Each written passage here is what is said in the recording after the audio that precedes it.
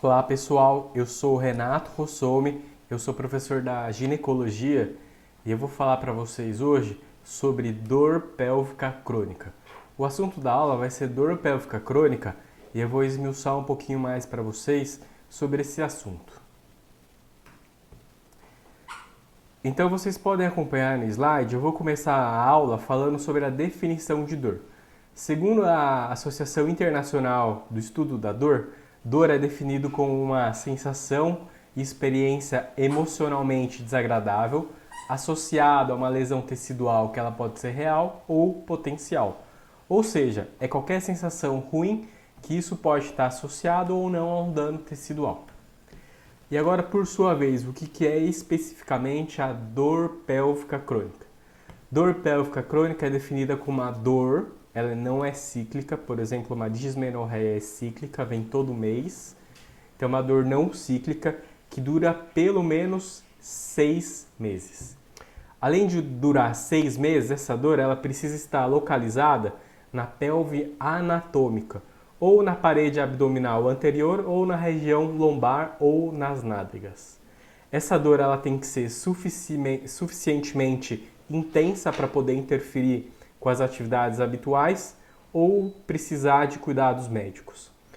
A gente acaba excluindo desse quadro de dor pélvica crônica pacientes com diagnóstico de câncer, pacientes gestantes e dispareunia isoladamente. Ou seja, de uma forma resumida, dor pélvica crônica é aquela dor localizada na região da pelve que dura pelo menos 6 meses. Com relação à epidemiologia, ela tem uma prevalência extremamente alta. Até 24% das mulheres podem ter episódios ou recorrência de dor pélvica crônica. Ela corresponde até 1/5, ou seja, 20% das consultas ginecológicas que os ginecologistas atendem no consultório.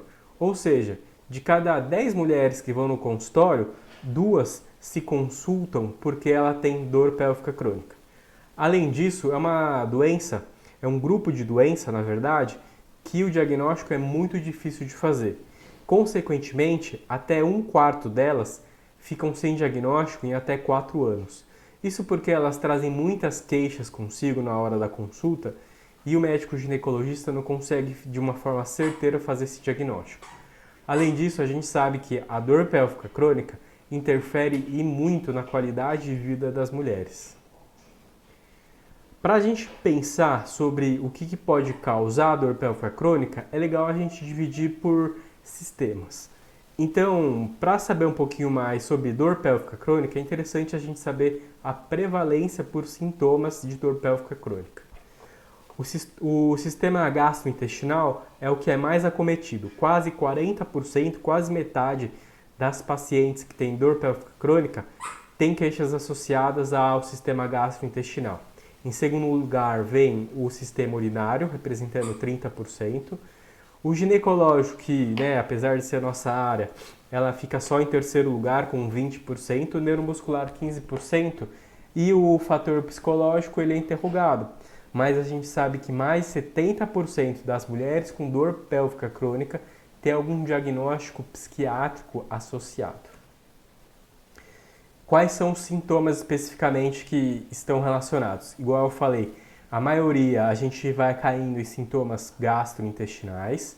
Depois a gente também tem sintomas urinários. Dispareunia e dismenorreia também podem estar associadas. Depressão 50% e ansiedade 30%. Se a gente juntar ansiedade e depressão, a gente vai juntar quase a 80%. Então, de novo, dor pélvica crônica está muito associada a doenças psiquiátricas.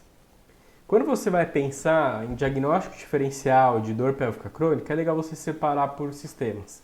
Então a gente pode ir pensando por sistemas para a gente conseguir chegar no diagnóstico final mais fácil. Então o mais prevalente, o primeiro que a gente tem que começar a falar é o intestinal. E o mais comum do intestinal é constipação intestinal. A maioria, a grande parte das mulheres que têm dor pélvica crônica, a causa é constipação intestinal. E é uma doença que eu vou falar um pouquinho mais para frente, que é super fácil de tratar. O tratamento ele é mais acessível, é barato, economicamente é bem mais acessível. Em segundo lugar, a gente tem a síndrome do intestino irritado, que eu também vou falar um pouquinho para vocês. E depois a gente tem doenças inflamatórias, diverticulite e câncer de intestino. Passando agora para o sistema urinário, a gente tem a síndrome da bexiga dolorosa, que também vou falar para vocês. Infecção urinária crônica, que não é tão comum. Pacientes que foram submetidos à radioterapia podem ter queixas urinárias associadas à dor pélvica crônica. Câncer da bexiga também pode causar dor pélvica crônica e uma litíase também é uma causa que é um pouquinho mais comum também de dor pélvica crônica relacionada a queixas urinárias. Da parte ginecológica, a gente tem endometriose. Normalmente endometriose é um tema que acaba caindo um pouquinho mais em prova, mas vocês vão ter uma aula específica sobre endometriose. Doença inflamatória pélvica, DIP, também é uma causa de dor pélvica crônica ginecológica. E essas outras aqui são um pouquinho mais raras, congestão pélvica e síndrome do ovário remanescente. Por fim, a gente também tem câncer como uma das causas de dor pélvica crônica, aderências pós-cirurgias, pós-esterectomias, por exemplo, também são causas de dor pélvica crônica no quesito ginecológico. E por fim, mioma. Mioma é um pouquinho mais raro. O mioma normalmente dá dor, só quando o mioma ele é muito grande, é um mioma normalmente subseroso. Ele acaba comprimindo, empurrando as estruturas que estão do lado, aí pode dar um pouquinho de dor. Normalmente, mioma de 5 centímetros ou miomas menores não causam dor. O quarto grupo é o grupo neuromuscular, que a gente tem aqui duas doenças mais importantes, que é a dor miofacial, que eu vou falar para vocês, espasmos musculares, fibromialgia, outra doença também que é muito prevalente, pode ser uma causa importante de dor pélvica crônica, e neuropatias. E por fim, a gente não pode deixar de lado o fator psicológico, como ansiedade, depressão e somatização. O que vocês precisam levar dessa aula? Dor pélvica crônica, como vocês viram, é difícil de chegar no diagnóstico final. Mas o que vocês não podem comer bola, o que vocês não podem deixar passar, são diagnósticos de câncer. Quando a paciente tem sinais sugestivos de câncer e tem dor pélvica crônica. Porque muitas vezes você fala, ela tem dor pélvica crônica, tem sintoma psiquiátrico associado, e aí você acaba comendo bola porque a paciente tem ali na sua cara sinais sugestivos de câncer. Então, o que vocês pensam que pode ser sinais sugestivos de câncer?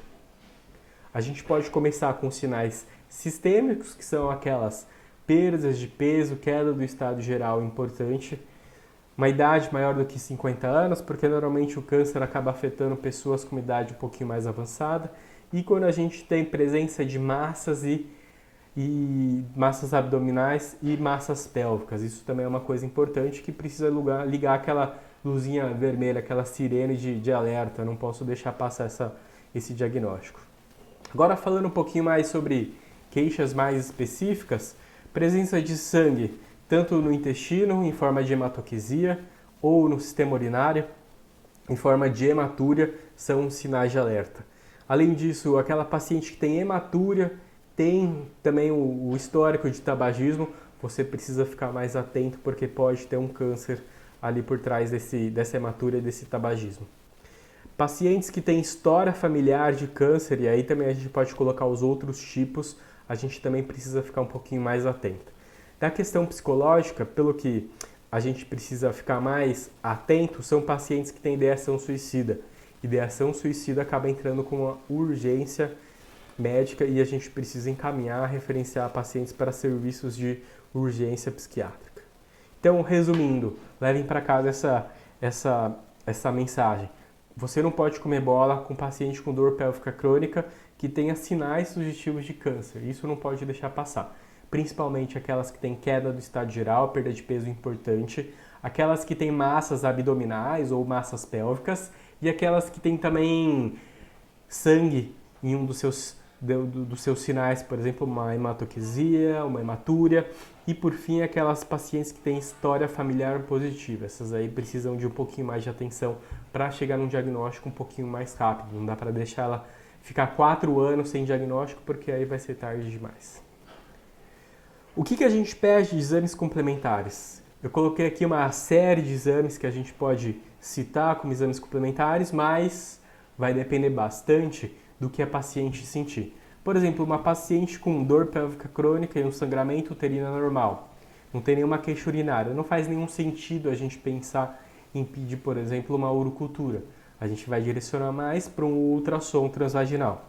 Agora, uma paciente que tem uma hematúria franca, tem dor associada à micção, não faz muito sentido a gente pedir ultrassom transvaginal. A gente já vai mais direcionado ao quê? A exames da bexiga, uma cistoscopia talvez, ultrassom de rins e vias.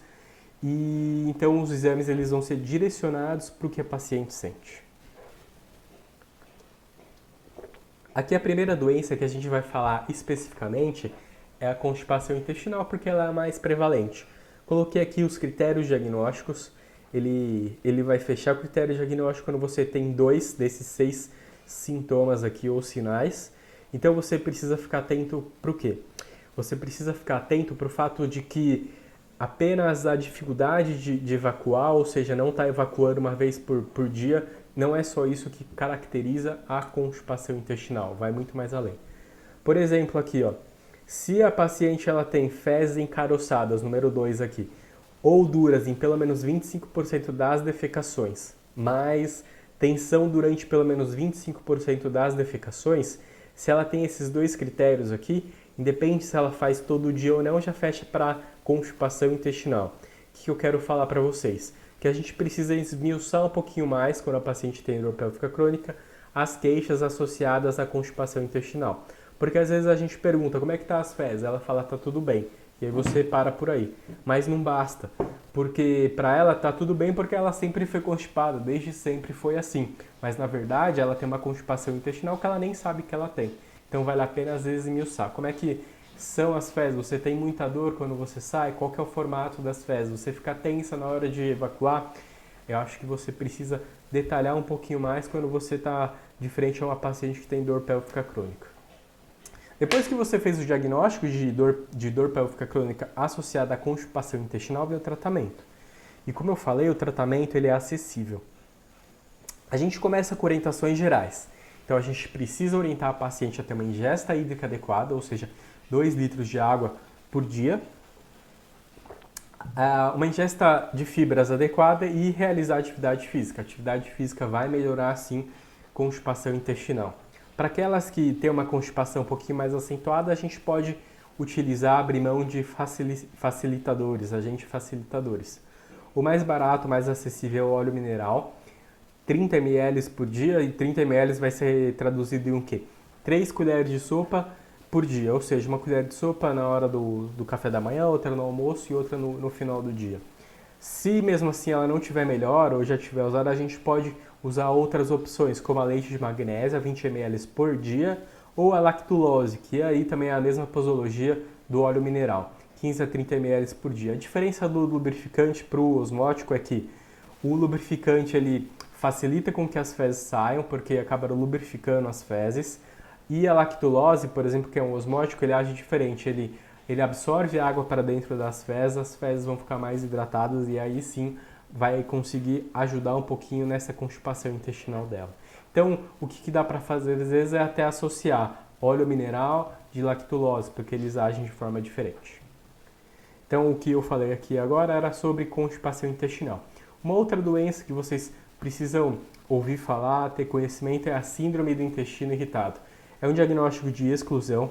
Tem gente que fala que ele tem uma prevalência de até 20%, e ele também é baseado em critérios diagnósticos, ou seja, você exclui todo o resto e aí você associa esses critérios diagnósticos, vê se estão presentes, aí você fala, paciente tem síndrome do intestino irritado.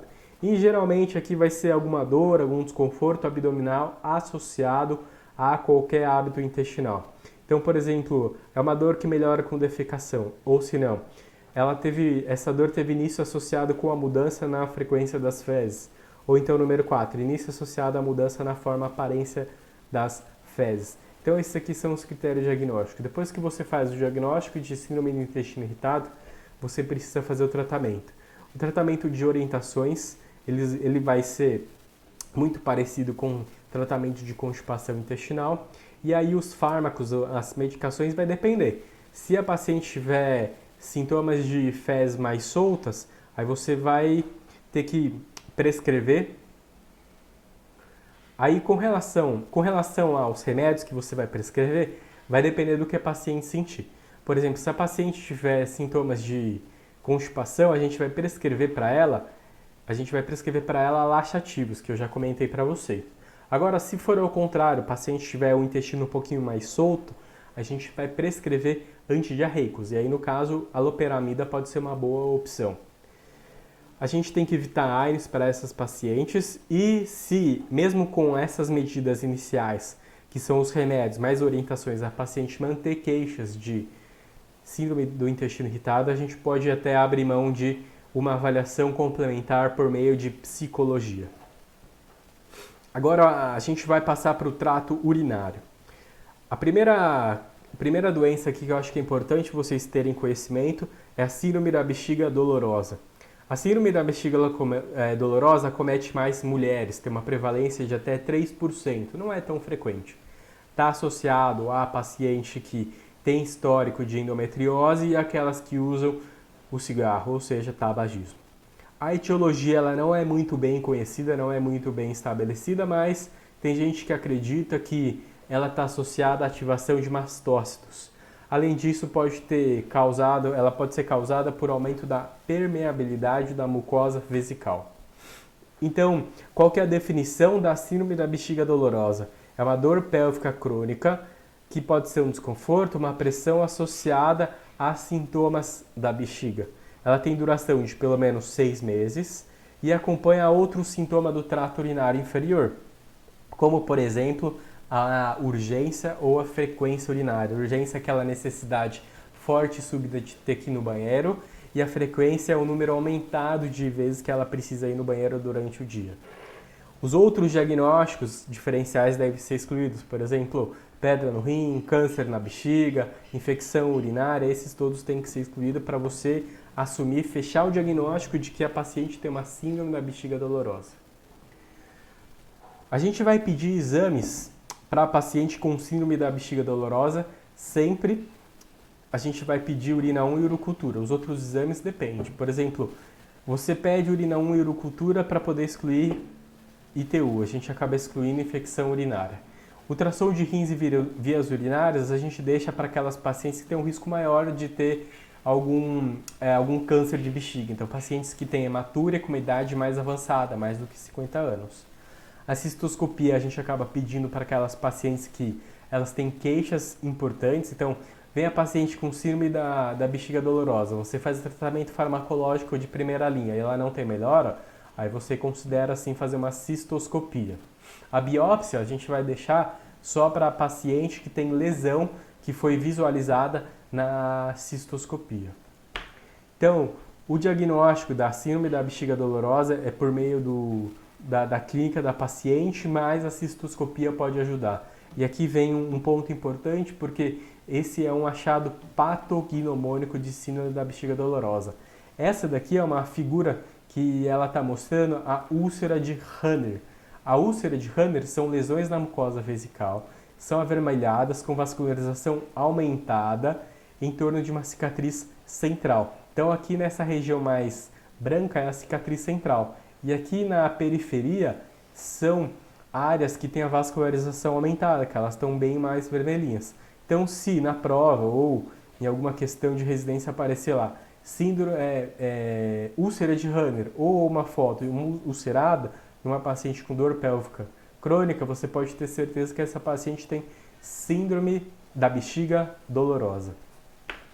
A cistoscopia, para vocês terem uma ideia, ela é feita pode ser com sedação ou às vezes a paciente nem é sedada, ela fica em posição ginecológica, o cistoscópio ele entra por meio da uretra e a gente consegue fazer o inventário da cavidade, da cavidade vesical. Então, de novo, aqui a gente está a vagina, a gente acha a uretra, introduz o cistoscópio e a gente consegue ver dentro da bexiga dela se tem alguma lesão ou não.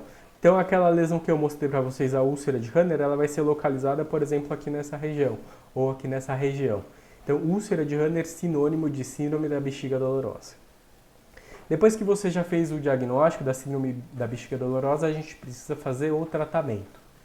O tratamento, como sempre, todas as doenças, a gente precisa começar com orientações gerais Então, a gente precisa orientar uma ingesta hídrica adequada, 2 litros de água por dia no mínimo.